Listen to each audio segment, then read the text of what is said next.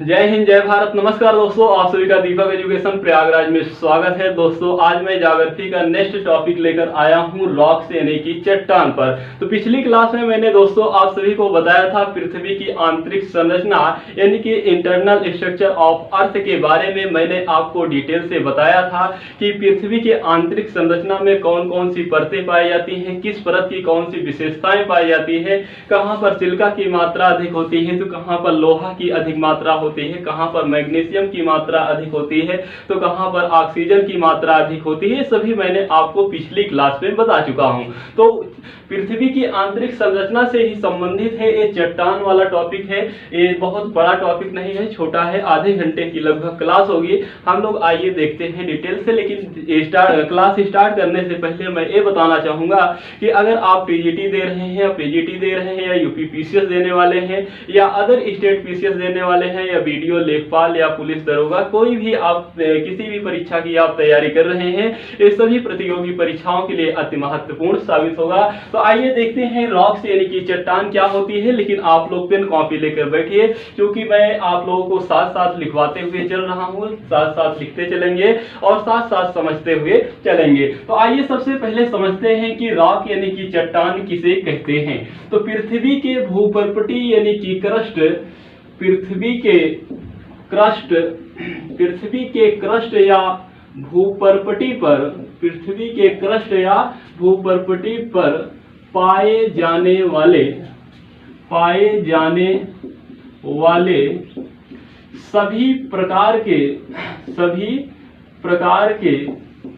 सभी प्रकार के मुलायम व कठोर पदार्थ को चट्टान कहते हैं। इनका निर्माण खनिजों व तत्वों से हुआ है, जिसमें पहला पॉइंट लिखेंगे, पहले समझ लेते हैं उसके बाद आगे बढ़ते हैं। तो देखिए, मैंने आपको बताया कि पृथ्वी का क्रस्ट या भूपर्पटी पर पाए जाने वाले सभी प्रकार के मुलायम व कठोर पदार्थ, कौन से भैया, मुलायम व कठोर पदार्थ को क्या कहते हैं, चट्टान कहते हैं। और इनका निर्माण किससे हुआ है भैया, खनिजों एवं तत्वों से हुआ है। इन चट्टानों का निर्माण किससे हुआ है, खनिजों व तत्वों से हुआ है। इनसे वो चाहे मुलायम पदार्थ हो या कठोर पदार्थ हो, उन सभी पदार्थों को क्या कहते हैं भैया, चट्टान कहते हैं। मूलतः वैसे लोग समझ लेते हैं कि पृथ्वी का जो कठोर भूखंड होता है, जो कठोर भाग होता है, उसी को चट्टान कहते हैं। लेकिन ऐसा नहीं है बाबू। अगर आपसे पूछा जाए कि चट्टान किसे कहते हैं, तो पृथ्वी के क्रस्ट या भूपर्पटी पर पाए जाने वाले वो चाहे मुलायम पदार्थ हो या कठोर पदार्थ हो, इन सभी पदार्थों को क्या कहते हैं भैया, चट्टान कहते हैं। इसे आपको याद रखना है, पहला पॉइंट। और दूसरा पॉइंट आपको याद ये रखना है कि जो ये चट्टान है, इनका निर्माण किससे हुआ है, खनिजों एवं तत्वों से हुआ है। तो कौन कौन से तत्व हैं, कौन कौन से खनिज हैं, इस पर आइए हम लोग बात करते हैं। तो जिसमें पृथ्वी के क्रस्ट में लगभग 100 तत्व पाए जाते हैं।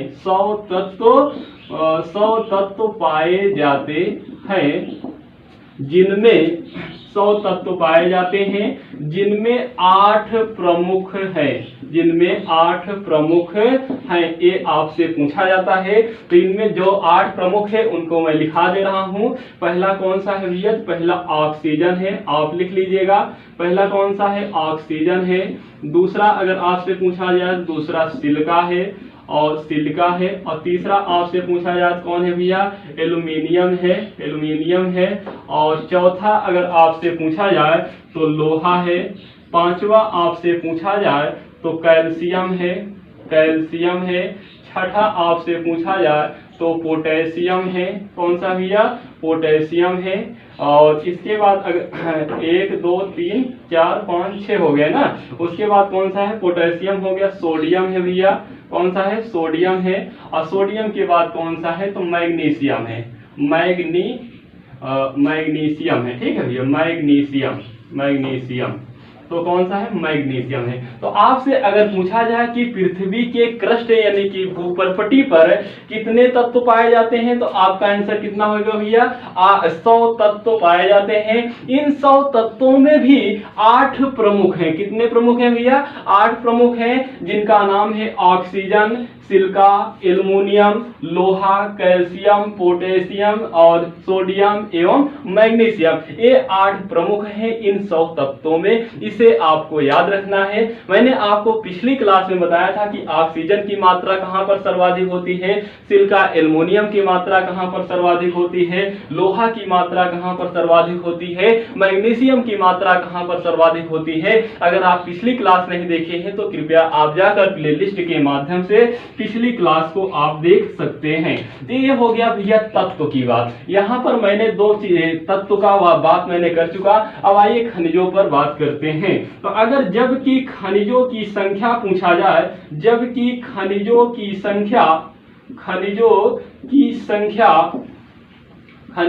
संख्या 2000 से अधिक बताई गई है। 2000 से अधिक है भैया। कितने हैं? 2000 से अधिक है। इसे आपको याद रखना है। और इनमें से 24 खनिज को चट्टान निर्माता खनिज कहते हैं। चट्टान निर्माता खनिज कहते हैं। जैसे की बात की जाए तो जैसे भैया हो गया अभ्रक हो गया। कौन सा हो गया? अभ्रक हो गया। फिल्सपार हो गया, ओलेबिन हो गया। इसके अलावा जैसे क्वार्ट्ज हो गया। तो ये सब इत्यादि ETC लिख लेते हैं इत्यादि। तो ये सब क्या है भैया? खनिज। अब देखिए यहाँ पर आपको एक चीज और स्पष्ट हो जा रहा है कि खनिज और तत्व में क्या अंतर होता है, यानी खनिज किसे कहते हैं, तत्व किसे कहते हैं, ये भी आपका क्लियर हो गया। तो मैंने आपको पहला कॉन्सेप्ट ये बताया भैया कि जो पृथ्वी का भूपरपटी वाला भाग है, पृथ्वी का क्रस्ट वाला भाग है, यानी कि ऊपरी वाला भाग है, जो मैंने आपको कल बताया था 30 किलोमीटर के आसपास का जो क्षेत्र होता है, उसी में जो पाए जाते हैं मुलायम पदार्थ पाया जाता है, जो कठोर पदार्थ पाया जाता है, उसी को चट्टान कहते हैं। यह चट्टान 2 चीजों से निर्मित हुआ है। पहला तो खनिज और दूसरा कौन सा? तत्व। अगर तत्वों की संख्या पूछी जाए तो लगभग 100 है भैया इस क्रस्ट में। और इनमें से 8 प्रमुख हैं। कौन कौन से? ऑक्सीजन है, सिलिका है, एल्युमिनियम है, लोहा है, कैल्शियम है, पोटेशियम है, सोडियम है, मैग्नीशियम है। और खनिजों की संख्या की बात की जाए तो लगभग 2000 से अधिक है। इनमें से 24 खनिजों को क्या कहा जाता है भैया? चट्टान निर्माता खनिज कहते हैं। और खनिजों को देखिए जैसे अभ्रक हो गया, फिल्सपार हो गया, ओलेबिन हो गया, क्वार्ट्ज हो गया। तो इस प्रकार से जो खनिज पाए जाते हैं ये 24 इनकी संख्या है। इन्हीं 24 खनिजों को क्या कहा जाता है? चट्टान निर्माता खनिज कहते हैं। तो मुझे उम्मीद है कि आपको समझ में आ गया होगा। स्क्रीनशॉट ले लीजिएगा और इसे आपको याद रखना है, लिख लीजिएगा जरूर। साथ साथ लिखते चलेंगे, बढ़िया समझ में आता जाएगा। आपकी नोट्स भी बनी रहेगी। आपकी जब नोट्स बने रहेगी तो आपको एग्जाम टाइम में बहुत ही ये उपयोगी होगी नोट्स। ये बिल्कुल मैं शार्ट में आपकी नोट्स से बनवा रहा हूँ, बिल्कुल डिटेल से बता रहा हूँ, शार्ट में भी लिखा रहा हूँ। और जहां जैसी आवश्यकता रहेगी वैसे शार्ट डिटेल किया जाएगा। ठीक है, तो आइए देखते हैं अब मुख्य रूप से कि चट्टान कितने प्रकार की होती हैं। तो जो चट्टान है, चट्टान 3 प्रकार की होती है। चट्टान कितने प्रकार की होती है भैया? 3 प्रकार की होती है। अगर पहली चट्टान की बात की जाए तो पहली चट्टान का नाम है आग्नेय चट्टान। कौन सी नाम है भैया? आग्नेय चट्टान, आग्नेय चट्टान, या इसी को क्या कहते हैं भैया, इसी को कहते हैं इग्नियस रॉक्स कहते हैं। क्या कहते हैं बाबू, इग्नियस रॉक्स कहते हैं। इसे आपको याद रखना है। तो पहली चट्टान कौन सी हो गई, आग्नेय चट्टान हो गई। कौन सी हो गई, आग्नेय चट्टान। तो एक एक चट्टान के बारे में हम लोग डिटेल से देखते हुए चलेंगे। चट्टानें कितने प्रकार की होती हैं, तो 3 प्रकार की चट्टानें होती हैं, इसे आपको याद रखना है। तो आइए देखते हैं पहले आग्नेय चट्टान किसे कहते हैं। तो फिर हाँ, तो इसमें आप डैश करके लिखेंगे कि पृथ्वी की उत्पत्ति के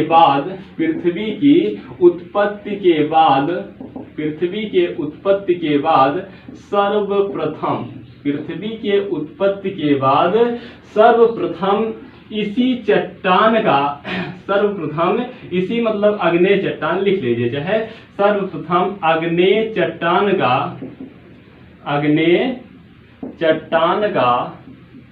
का निर्माण हुआ। इसीलिए इसे प्राथमिक चट्टान भी कहते हैं। इसीलिए इसे प्राथमिक चट्टान भी कहते हैं। प्राथमिक चट्टान भी कहते हैं। एक प्रश्न पूछा जा चुका है कि प्राथमिक चट्टान किसे कहते हैं, आग्नेय चट्टान को कहते हैं कि अवसादी चट्टान को कहते हैं कि कायांतरिक या रूपांतरिक चट्टान को कहते हैं। तो इस प्रकार से ऑप्शन देगा और आपको आंसर लगाना है किस पर भैया, आग्नेय चट्टान पर लगाना है। तो ये हो गया कि पृथ्वी की उत्पत्ति के बाद सर्वप्रथम आग्नेय चट्टान का निर्माण हुआ, इसीलिए इसे प्राथमिक चट्टानें कहते हैं। और दूसरा चीज आपको याद ये रखना है कि ये रबेदार होते हैं। ये कैसे होते हैं भैया, ये रबेदार होते हैं। और दूसरा पॉइंट आपको ये याद रखना है कि इनमें जीवाश्म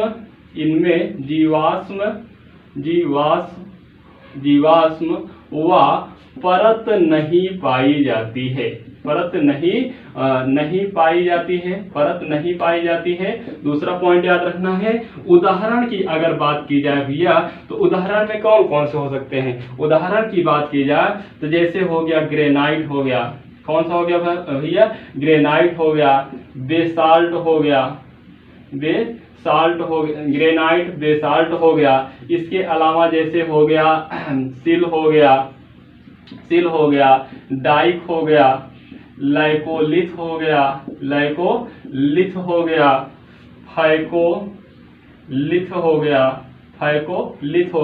लाइकोलिथ, बैकोलिथ, ये सभी क्या है भैया, इसी के उदाहरण है। प्लग हो गया, सिल हो गया, डाइक हो गया, ये सभी किसके उदाहरण है अगर पूछा जाए आपसे, तो चट्टान, आग्नेय चट्टान के उदाहरण है। तो देखिए आग्नेय चट्टान को क्या कहते हैं, इग्नियस रॉक्स कहते हैं। इनका निर्माण कब हुआ, पृथ्वी के उत्पत्ति के बाद सर्वप्रथम इन्हीं आग्नेय चट्टान का निर्माण हुआ, इसीलिए इसे प्राथमिक चट्टान कहते हैं। इसकी विशेषता ये है बाबू कि ये रबेदार होती है। कैसी होती है भैया, ये रबेदार होती है। और दूसरी विशेषता इसकी ये है कि इसमें ना तो जीवाश्म पाए जाते हैं, ना ही इसमें परत पाई जाती है। इसको आपको याद रखना है। और उदाहरण में आपको याद रखना है ग्रेनाइट हो गया, बेसाल्ट हो गया, सिल हो गया, डाइक हो गया, लाइकोलिथ हो गया, फैकोलिथ हो गया, बैसोलिथ हो गया, लैपोलिथ हो गया, प्लग हो गया और प्लग हो गया, ये सब इसी के उदाहरण है। तो आपको इसे याद रखना है। और आपको कैसे याद रखना है, देखिए सबसे पहले पृथ्वी आग की गोला थी, पृथ्वी आग का गोला था। तो जब पृथ्वी आग का गोला था, धीरे धीरे ठंडी हुई, तो जब धीरे धीरे ठंडी हुई तो सबसे पहले आग्नेय चट्टान का निर्माण हुआ। और सोचिए कि जब धीरे धीरे ठंडी हुई, आग्नेय चट्टान का निर्माण हुआ, उस समय जब वनस्पति नहीं था, उस समय जब जीव जंतु नहीं थे, तो वहां पर जीवाश्म कहां पाए जाएंगे। और जब कुछ था ही नहीं तो वहां पर परत कैसे पाई जाएगी। तो ना ही इसमें जीवाश्म पाया जाता है, ना ही इसमें परत पाया जाता है, लेकिन ये भैया रबेदार होती है। ये कैसे होती है, रबेदार होती है। जैसे हलवा आप खाए होंगे तो क्या होता है, वो भी रबेदार होता है। तो इसके उदाहरण में आपको याद रखना है ग्रेनाइट है, बेसाल्ट है, सिल है, डाइक है, प्लग है, लैकोलिथ है, बैकोलिथ है, फैकोलिथ है, ये सभी आपको याद रखना है। इसके एग्जाम्पल में यानी कि उदाहरण में आपको याद रखना है। और आपको यह भी याद रखना है कि पृथ्वी के उत्पत्ति के बाद सर्वप्रथम किन चट्टानों का निर्माण हुआ, तो आग्नेय चट्टान का निर्माण हुआ, इसे आपको याद रखना है। दूसरे की बात की जाए तो दूसरे का नाम है अवसादी चट्टान। क्या नाम है भैया? अवसादी चट्टान। इसे क्या कहते हैं? इसे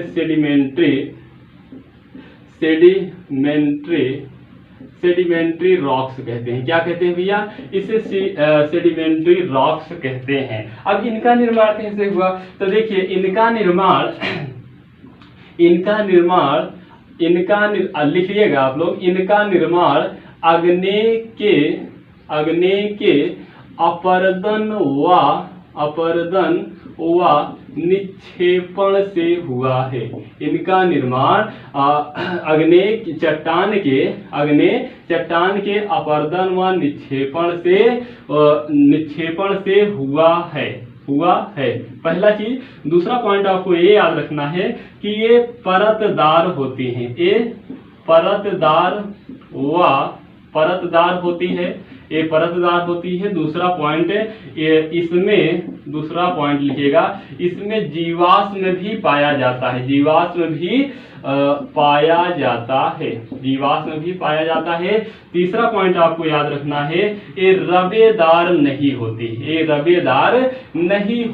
भैया। ये रबेदार नहीं होती है, इसे आपको याद रखना है। उदाहरण की अगर बात की जाए, उदाहरण में क्या हो सकते हैं? उदाहरण की अगर बात की जाए, सबसे अच्छा उदाहरण कोयला हो गया। क्या हो गया भैया? कोयला हो गया, पेट्रोलियम हो गया, कोयला हो गया, पेट्रोलियम हो गया, गैस हो गया, चूना पत्थर हो गया, बलुआ पत्थर हो गया, डोलोमाइट हो गया। इसके अलावा आप देखेंगे डोलोमाइट हो गया, इसके अलावा आप देखेंगे खड़िया हो गया। तो ये सब क्या है भैया? इसके उदाहरण है, इसे आपको याद रखना है। तो आपको मैंने बताया ये कि जो अवसादी चट्टान होता है, जो सेडिमेंट्री रॉक्स होता है, उसका निर्माण कैसे होता है? तो जो ये आग्नेय चट्टान बनी हुई होती है, मान लीजिए ये आग्नेय चट्टान बनी हुई है। क्या भैया? ये मान लीजिए आग्नेय चट्टान बनी हुई है। इसका अपरदन का मतलब क्या होता है कि ये जो परत है ये टूट गई। ये परत क्या हो गई भैया? टूट गई। अपरदन का मतलब क्या हो गया? ये परत टूट गई। और निक्षेपण का मतलब ये हुआ कि ये परत जब एक स्थान से टूटकर यहाँ पर आकर जमा हो गई, तो इसी को कहा जाता है निक्षेपण। मतलब यहाँ आग्नेय चट्टान टूटकर यहाँ पर जा रही है, दूसरे जगह पर स्थित हो जा रही है, निक्षेपण हो जा रहा है, अपरदन के द्वारा निक्षेपण हो जा रहा है। तो यहाँ पर जो चट्टान का निर्माण होता है, इसी चट्टान को कहा जाता है अवसादी चट्टान या सेडिमेंट्री रॉक्स के नाम से जाना जाता है। इसे आपको याद रखना है। और इसकी विशेषताओं में आपको याद रखना है भैया, ये परतदार होती है। अब सोचिए कि यहाँ से जो आग्नेय चट्टान है, यहाँ से टूट कर गई, यहाँ पर ये निक्षेपण हो गया। फिर उसके बाद आंधी पानी आया, यहाँ से फिर से टूट कर गई, इसके ऊपर निक्षेपण हो गया। तो यहाँ पर आप देखेंगे तो इसके मध्य में क्या होती है? एक परत नुमा रचना हो जाती है। मतलब कि ये परत अलग हो जाती है, इसके ऊपर वाली परत अलग हो जाती है। इसीलिए कहा जाता है कि भैया ये परतदार क्या होती है। और दूसरा चीज है कि अब क्या हो, पृथ्वी क्या हुई कि अब ठंडी हो गई, धीरे धीरे पृथ्वी ठंडी हो गई। पहले आग की गोला थी, उसके बाद धीरे धीरे जब ठंडी हुई तो आग्नेय चट्टान का निर्माण हुआ। उसके बाद जब धीरे धीरे पृथ्वी ठंडी हो गई, तो पृथ्वी पर वनस्पतियों का विकास हुआ, जीव जंतुओं का विकास हुआ। जब जीव जंतुओं का विकास हुआ, वनस्पतियों का विकास हुआ, तो यहाँ से जब चट्टानें टूटती फूटती हैं, तो यहाँ पर जो जीव जंतु रहेंगे वो क्या होंगे भैया? दब जाएंगे। और जब जीव जंतु दब जाएंगे, पेड़ पौधे दब जाएंगे, वनस्पतियां दब जाएंगी, तो यही क्या होता है कि कुछ वर्षों बाद, कई सौ वर्षों बाद, कई लाखों वर्षों बाद कोयला बन जाता है, पेट्रोलियम बन जाते हैं, गैस बन जाता है, चूना पत्थर बन जाता है, खड़िया बन जाता है, बलुआ पत्थर बन जाता है। तो इसी के दबाव से ही बनता है। और तीसरा पॉइंट है कि ये रबेदार नहीं होती है, क्योंकि ये एक परत से टूटकर दूसरी परत का निर्माण हो रहा है, इसलिए यहाँ पर कोई भी रवा वगैरह नहीं होता है। यानी कि ये रबेदार भैया नहीं होती है, इसे आपको याद रखना है। इसके उदाहरण में कोयला, पेट्रोलियम गैस, चूना पत्थर, खड़िया, बलुआ पत्थर, ये सभी आपको याद रखना है। इसको आप स्क्रीनशॉट लेकर लिख लीजिएगा, साथ साथ लिखते चलेंगे तो और ज्यादा बेहतर समझ में आएगा। तो ये आग्नेय चट्टान हो गया। तीसरे प्रकार की चट्टान की बात की जाए तो तीसरे प्रकार की चट्टान को क्या कहते हैं भैया? अगर तीसरे प्रकार की चट्टान की बात की जाए तो इसे कहते हैं रूपांतरित चट्टान। क्या कहते हैं भैया? रूपांतरित चट्टान कहते हैं, या इसी को कायांतरित कहते हैं। क्या कहते हैं? कायांतरित चट्टान कहते हैं, कायांतरित चट्टान कहते हैं। इसे क्या कहते हैं? हाँ, कायांतरित चट्टान कहते हैं, इसे आपको याद रखना है। और इसे क्या कहते हैं? मेटामॉर्फिक रॉक्स कहते हैं। क्या कहते हैं भैया? इसे मेटामॉर्फिक रॉक्स कहते हैं, इसे आपको याद रखना है। तो रूपांतरित या कायांतरित चट्टान, इसे मेटामॉर्फिक रॉक्स कहते हैं। अब देखिए इसका निर्माण कैसे हुआ। तो देखिए यहाँ पर आपको कंफ्यूजन नहीं होना है, रूपांतरित कहें या कायांतरित कहें एक ही शब्द है।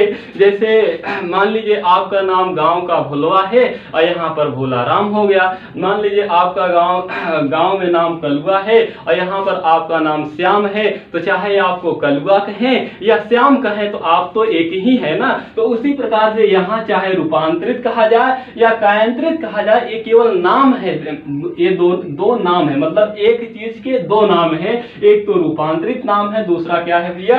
कायांतरित नाम है। तो आइए देखिए सबसे पहले इनका निर्माण कैसे होता है। तो देखिए जब इसमें आप लोग लिखिएगा कि जब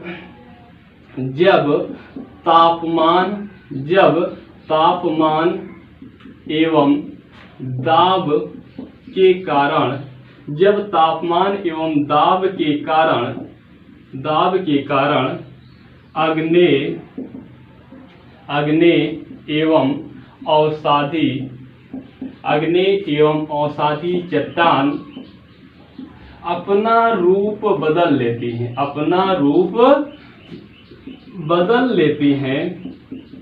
बदल लेती हैं, तो इसी को रूपांतरित चट्टान या कायांतरित चट्टान कहते हैं। इसी को रूपांतरित चट्टान कहते हैं। तो देखिए इनका निर्माण देखिए फ्री ऑफ कास्ट हो रहा है। मतलब ये कि रूपांतरित या कायांतरित चट्टान, पहला चीज है आपको याद, कंफ्यूज नहीं होना है। चाहे आपसे पूछा जाए रूपांतरित चट्टान के बारे में, चाहे आपसे पूछा जाए कायांतरित चट्टान के बारे में, दोनों सेम है। पहला पॉइंट आपको याद रखना है, इसे मेटामॉर्फिक रॉक्स कहते हैं। आपको दूसरा पॉइंट ये याद रखना है भैया कि जब तापमान अधिक होता है, यानी कि तापमान के कारण या दबाव के कारण, जब ये आग्नेय चट्टान और अवसादी चट्टान अपना रूप क्या करती हैं? परिवर्तित कर लेती हैं, यानी कि रूप बदल लेती हैं, रूप को बदल लेती हैं, इसीलिए इसे रूपांतरित चट्टान कहते हैं। रूप को बदल लेती हैं, इसीलिए इसे रूपांतरित चट्टान कहते हैं। और रूपांतरित चट्टान कहते हैं या इसी को कायांतरित चट्टान कहते हैं। इसके आइए उदाहरण पर अब हम लोग बात करते हैं। तो क्लियर हो गया कि जब लिख लीजिएगा, जब तापमान एवं दाब के कारण अग्नेय एवं अवसादी चट्टान अपना रूप बदल लेती है, तो इसी को रूपांतरित या कायांतरित चट्टान कहते हैं। आइए उदाहरण देखते हैं। तो उदाहरण में आप लोग हेडिंग डालेंगे, एक साइड लिखेंगे अग्नेय चट्टान, दूसरी साइड आप लिखेंगे रूपांतरित आप लिखिएगा या कायांतरित लिखिएगा, एक ही चीज है, ठीक है भैया। चाहे आप रूपांतरित लिखिएगा या कायांतरित। दूसरी हेडिंग डालेंगे आप अवसादी चट्टान। उसके बाद क्या हेडिंग डालेंगे? रूपांतरित चट्टान हेडिंग डालेंगे। उसके बाद आप हेडिंग डालेंगे रूपांतरित चट्टान। उसके बाद हेडिंग डालेंगे पुनः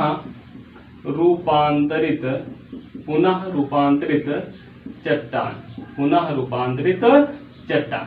देखिए इतना आपको, ये पहली हेडिंग हो गई भैया, ये दूसरी हेडिंग हो गई, ये तीसरी हेडिंग हो गई। ये मैं अब उदाहरण बता रहा हूँ। देखिए सबसे पहले अग्नेय में मैंने अभी आपको बताया था ग्रेनाइट, एक तो उदाहरण बताया था ग्रेनाइट और दूसरा मैंने आपको उदाहरण बताया था बेसाल्ट। इसके अलावा और भी उदाहरण बताया था, जैसे प्लग हो गया, सिल हो गया, डाइक हो गया, लाइकोलिथ हो गया, फाइकोलिथ, ये सब अग्नेय चट्टान के उदाहरण है। तो देखिए जब ग्रेनाइट जो है, जब यह अपना रूप बदल लेती है, तो इसी को कहा जाता है नीस। क्या कहा जाता है भैया? नीस कहा जाता है। यानी कि नीस किसका उदाहरण हुआ? रूपांतरित चट्टान का उदाहरण हुआ।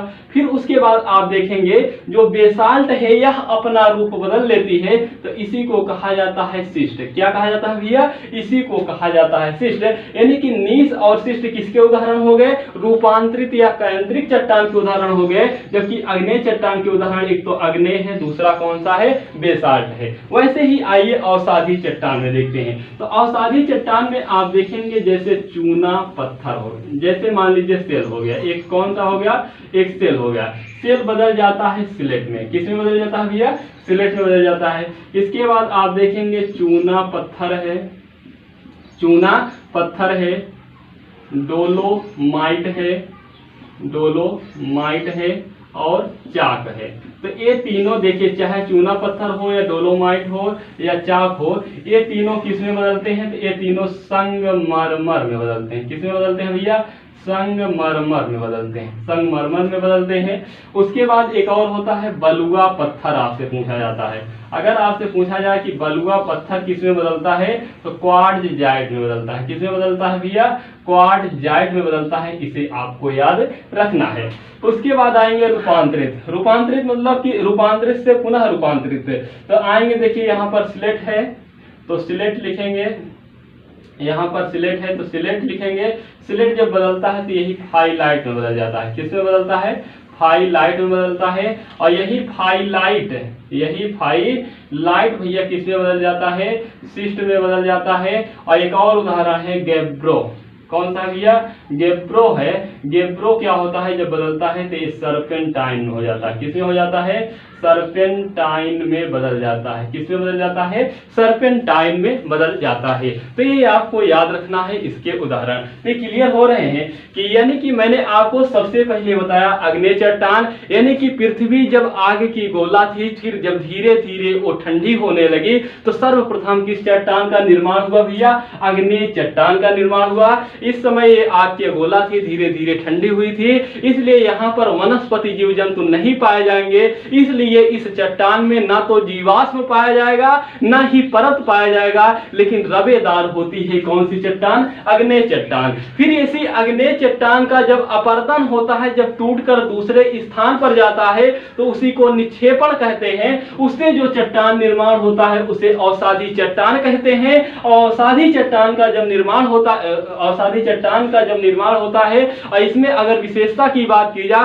तो इसमें जीवाश्म भी पाया जाता है, परत भी पाया जाता है। क्यों, क्योंकि अग्नेय चट्टान पर वनस्पतियों का विकास होता है, जीव जंतुओं का जब विकास हो जाता है उसके बाद अवसादी चट्टान का निर्माण होता है, इसलिए वहां पर जीवाश्म भी पाया जाता है और परत भी पाई जाती है। इसके अलावा अगर आपसे पूछे रवेदार होती है कि नहीं, तो नहीं होती है। कौन सी, अवसादी चट्टान। अग्नेय चट्टान के उदाहरण में मैंने आपको बताया था, ग्रेनाइट हो गया, बेसाल्ट हो गया, लैकोलिथ हो गया, फैकोलिथ हो गया, बैकोलिथ हो गया, फैकोलिथ हो गया, सिल हो गया, डाइक हो गया, प्लग हो गया, ये सब अग्नेय चट्टान के उदाहरण। अवसादी चट्टान की बात की जाए तो अवसादी चट्टान में जैसे कोयला हो गया, पेट्रोलियम हो गया, गैस हो गया, खड़िया हो गया, चूना पत्थर हो गया, बलुआ पत्थर, ये सब किसके हैं, अवसादी चट्टान के उदाहरण है। उसके बाद अगर आपसे पूछा जाए रूपांतरित चट्टान, यानी कि जब अग्नेय चट्टान और अवसादी चट्टान अपना रूप बदल लेती हैं, किसके कारण, तापमान के कारण, दाब के कारण, इस प्रेशर के कारण, इसके कारण जब अपना रूप बदल लेती हैं, तो इसी को रूप जब बदल लेती हैं तो इसी को रूपांतरित या कायांतरित चट्टान के नाम से जाना जाते हैं, मेटामॉर्फिक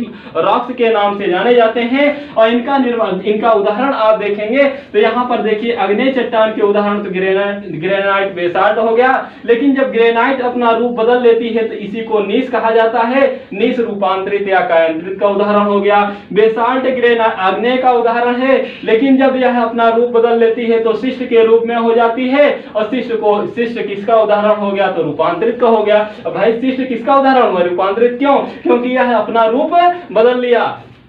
उसी प्रकार से अवसादी चट्टान में सेल आता है, सेल जब अपना रूप बदल लेता है तो इसी को सिलेट कहा जाता है। और जब चूना पत्थर जो आप खाते हैं रगड़ कर, भैया थोड़ा बढ़ा लीजिएगा, जो रगड़ कर खाते हैं चूना पत्थर, डोलोमाइट, चाक, जिससे लिखा जाता है, प्राइमरी में हम लोग पढ़े थे। तो चूना पत्थर, डोलोमाइट, चाक, ये अपना रूप जब बदल लेता है तो इसी से संगमरमर का निर्माण होता है।